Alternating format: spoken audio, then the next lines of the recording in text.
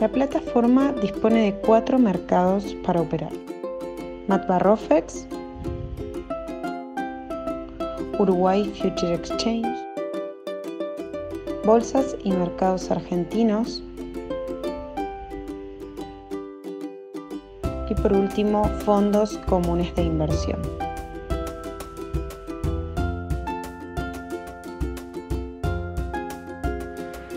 Cada mercado está dividido en paneles.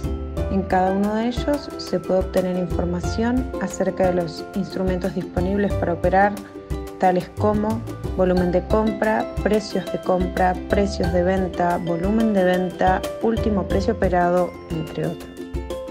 Si presionamos el signo más a la izquierda del nombre del instrumento, podemos ver hasta 5 niveles de profundidad de órdenes disponibles en el mercado.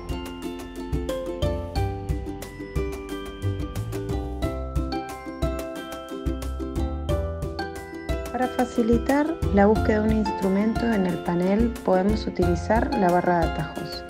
Si hacemos clic, por ejemplo, en GEDAL, vemos cómo el panel se desplaza y se detiene para mostrar este instrumento.